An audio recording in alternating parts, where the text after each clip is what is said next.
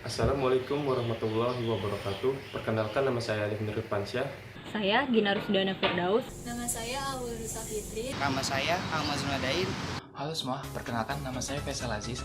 Di sini kami akan menjelaskan tentang kanker rektum yang terdiri dari definisi dari kanker rektum, jenis-jenis kanker rektum, tanda dan gejala dari kanker rektum, penyebab dan faktor risiko dari kanker rektum, diagnosis dan pengobatan dari kanker rektum, dan yang terakhir saran pencegahan dari kanker rektum. Saya akan menjelaskan definisi tentang kanker rektum. Kanker rektum merupakan jenis kanker yang tumbuh pada usus besar atau kolon, atau pada bagian paling bawah dari usus besar yang terhubung ke anus, yang disebut dengan rektum. Rektum berada di bagian bawah dari saluran pencernaan. Letaknya berada di ujung usus besar, sebelum lubang anus. Bagian rektum terhubung langsung dengan kolon sigmoid, yaitu bagian terakhir dari usus besar.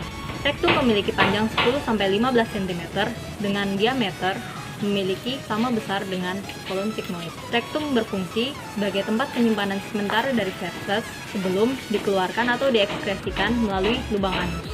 Kanker ini bisa juga dinamakan sebagai kanker kolon atau kanker rektum, tergantung pada lokasi tempat kanker itu tumbuh. Kebanyakan dari kanker kolorektal bermula dari polip non-kanker pada usus atau jaringan yang tumbuh di dalam kolon ataupun rektum. Namun, tidak semua polip akan berkembang menjadi kanker kolorektal. Kemungkinan polip yang berubah menjadi kanker tergantung pada jenis polip itu sendiri. Terdapat dua jenis polip di usus besar, yaitu yang pertama ada polip adenoma. Nah, jenis polip adenoma ini dapat berubah menjadi kanker.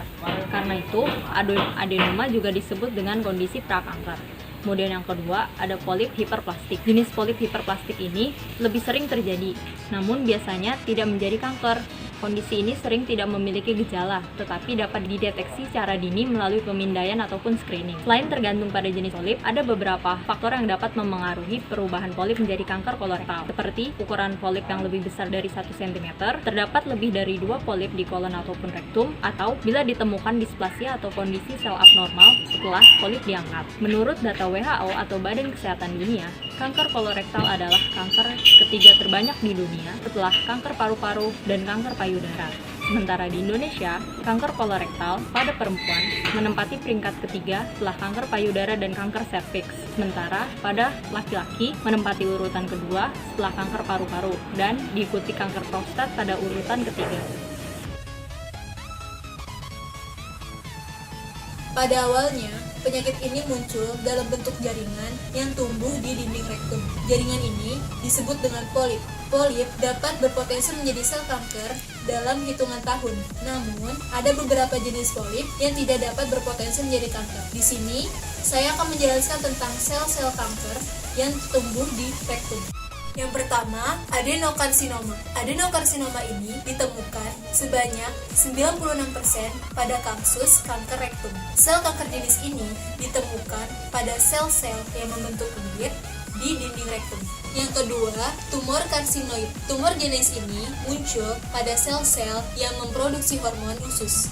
Yang ketiga, ada gastrointestinal stromal tumors atau biasa disebut dengan GIS. GIS ini pada awalnya berkembang di sel-sel dinding usus. Tumor ini biasanya bersifat jinak dan terdapat di bagian mana saja pada saluran pencernaan. Keempat, limfoma. Limfoma adalah jenis sel kanker yang menyerang sel-sel sistem imun tubuh. Kebanyakan limfoma berkembang pada kelenjar limfa, walaupun tidak sedikit sel kanker ini yang berkembang di usus besar, rektum, dan organ lainnya.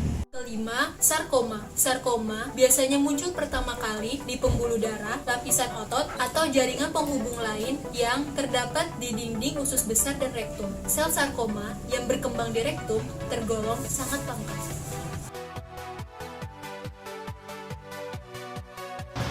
Tanda-tanda dan gejala pada kanker rektum umumnya tidak diketahui oleh penderitanya hingga akhirnya terdeteksi pada saat pemeriksaan. Bahkan, dalam beberapa kasus, penyakit kanker rektum tidak menunjukkan adanya tanda-tanda dan gejalanya. Berikut adalah tanda-tanda dan gejala yang dapat muncul pada penderita kanker rektum. 1. Pendarahan pada anus. 2. Saat buang air besar, feses bercampur dengan darah. 3. Perubahan kebiasaan saat buang air besar. 4. Mengalami diare yang hebat. 5. Anemia. 6. Rasa tidak nyaman pada perut. 7. Kehilangan nafsu makan. 8. Nyeri pada panggul. 9. Nyeri pada saat buang air besar. 10. Berat badan menurun drastis. Dan 11. Perasa buang air besar tidak pernah tuntas. Kemungkinan ada tanda-tanda dan gejala yang tidak disebutkan sebelumnya. Apabila Anda memiliki kekhawatiran mengenai munculnya gejala tertentu, Anda dapat berkonsultasi dengan dokter untuk melakukan pemeriksaan.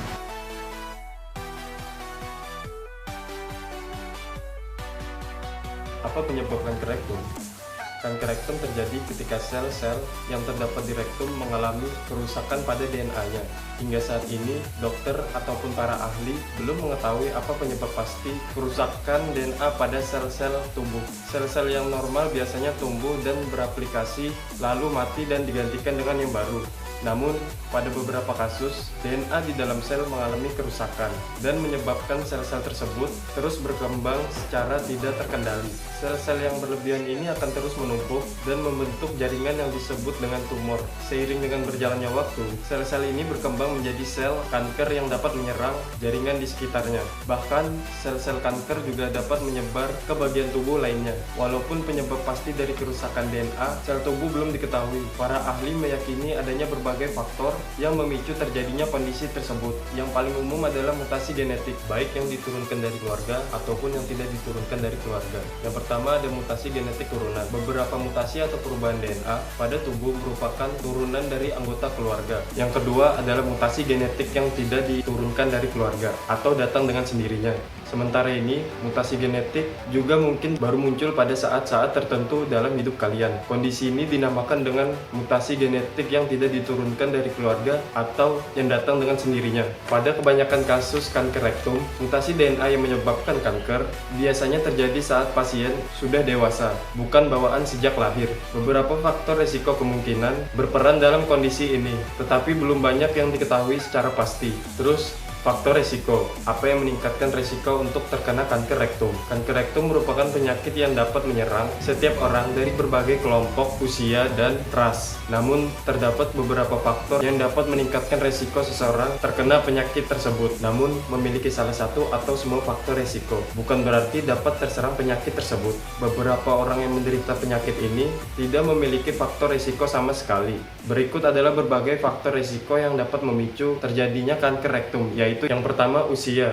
Resiko menderitanya penyakit ini meningkat seiring dengan bertambahnya usia. Walaupun penyakit ini juga ditemukan pada beberapa pasien berumur muda. Penyakit ini lebih banyak terjadi pada orang-orang yang berusia 50 tahun ke atas. Dan yang kedua, ada jenis kelamin. Kanker rektum paling banyak menyerang pasien berjenis kelamin laki-laki dibandingkan dengan perempuan. Yang ketiga, kelebihan berat badan atau obesitas. Jika kalian memiliki berat badan berlebih atau obesitas, resiko terserang kanker ini jauh lebih tinggi. Yang keempat, pola makan tertentu. Jika sering mengonsumsi daging merah dan daging olahan atau seperti sosis dan daging asap, memiliki peluang lebih besar untuk terserang penyakit ini. Selain itu, memasak dengan suhu tinggi juga dapat menimbulkan zat kimia yang memicu terjadinya kanker. Yang kelima, merokok. Orang-orang yang merokok dalam jangka waktu yang lama memiliki peluang untuk mengembangkan sel kanker di dalam tubuhnya. Merokok memang lebih sering dikaitkan dengan kanker paru-paru. Namun, kanker jenis lainnya pun berhubungan dengan kebiasaan ini. Yang keenam, minum minuman yang beralkohol atau minum alkohol secara berlebihan. Penyakit ini seringkali dihubungkan dengan kebiasaan minum minuman beralkohol. Minuman lebih dari 2 gelas sehari dapat meningkatkan resiko terkenanya kanker rektum ini. Yang ketujuh, pernah menderita kanker, terutama kanker kolorektal. Apabila pernah menderita kanker atau polip kolorektal sebelumnya, ada kemungkinan dapat memiliki sel kanker yang berkembang pada rektum. Yang kedelapan, pernah mengalami penyakit radang pencernaan. Jika Anda pernah menderita inflamatori, bowel diase atau IBD, atau masalah radang pencernaan seperti Crohn atau ulcerative colitis, Anda berisiko terserang kanker rektum. Yang kesembilan, memiliki anggota keluarga yang menderita kanker kolorektal. Beberapa kasus kanker rektum merupakan penyakit turunan. Sebanyak 1 dari 3 pasien yang menderita penyakit ini memiliki anggota keluarga dengan penyakit yang sama. Yang ke-10, menderita diabetes tipe 2. Orang-orang yang menderita diabetes tipe 2 dan tidak menjalani pengobatan insulin memiliki peluang yang besar untuk terserang penyakit ini. Informasi yang saya berikan ini bukanlah pengganti nasihat medis. Selalu konsultasikan kepada dokter Anda. Oke? Cara mendiagnosis kanker rektum. Apabila Anda merasakan tanda-tanda dan gejala, segera periksakanlah ke dokter. Dokter akan melakukan pemeriksaan fisik secara menyeluruh serta tes tambahan lainnya. Namun, pada kasus tertentu, kanker rektum tidak menunjukkan gejala apapun. Biasanya kanker baru terdeteksi setelah pasien menjalani tes screening kolonskopi. Yang pertama, ada kolonskopi. Dokter akan merekomendasikan Anda menjalani tes ini, yang bertujuan untuk menentukan adanya kanker dan menentukan polip atau tumor pada rektum. Tes dilakukan dengan cara memasukkan tabung kecil dengan kamera di ujungnya melalui anus Anda. Yang kedua, ada tes darah. Dokter juga akan mengambil sampel darah Anda untuk menentukan apakah Anda menderita penyakit ini. Berikut adalah beberapa aspek yang diperhatikan dalam pemeriksaan darah. Yang pertama, pemeriksaan darah lengkap. Yang kedua, enzim liver. Dan yang ketiga, penanda tumor seperti antigen karsinoembrionik. Dan yang pemeriksaan terakhir itu ada tes pengambilan gambar. Tes ini bertujuan untuk melihat secara jelas bagian dada di dalam tubuh Anda, terutama di rektum. Beberapa jenis pengambilan gambar yang dilakukan adalah CT scan, tes USG, MRI scan, positron emission tomography, X-ray dada, dan angiografi. Lalu, bagaimana kanker rektum ditangani? Setelah kanker terdeteksi, langkah selanjutnya adalah menentukan pilihan pengobatan. Dokter akan memberikan beberapa pilihan untuk Anda pertimbangkan. Penanganan kanker umumnya merupakan kombinasi dari operasi, kemoterapi, dan radioterapi. Yang pertama, yaitu operasi. Operasi dilakukan untuk membuang jaringan tumor atau seluruh bagian rektum. Biasanya dokter bedah juga akan mengangkat lemak dan kelenjar limfa di sekitar rektum untuk mencegah sel kanker berkembang lagi. Terdapat 4 jenis operasi untuk menangani kanker rektum, yaitu eksisi transnasal, operasi mesorektal, reseksi anterior rendah, dan reseksi abdominoperineal.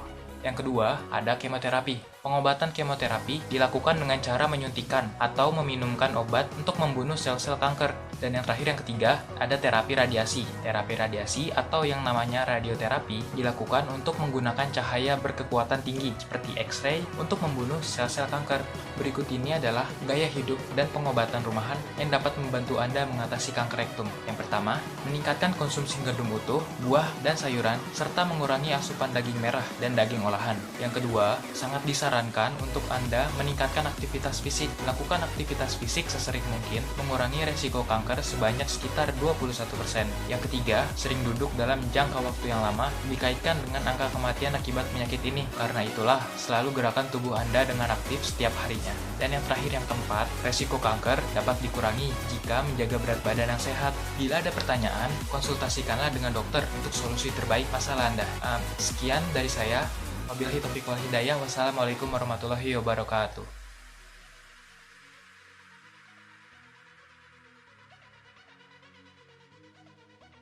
Nah, teman-teman, saran dari kelompok kami agar kita semua terhindar dari kanker kolorektal, yang pertama adalah kita harus makan sayur dan buah secara teratur dan mengurangi makan daging olahan ataupun lemak jenuh. Kemudian yang kedua, kita harus berolahraga secara teratur, melakukan dan menerapkan pola hidup sehat. Dan yang ketiga, kita harus menjaga berat badan kita agar tidak obesitas dan menjaga usus kita tetap sehat dan bersih. Sekian dari penjelasan kami. Terima kasih sudah menonton. Semoga bermanfaat buat kita semua. Wassalamualaikum warahmatullahi wabarakatuh.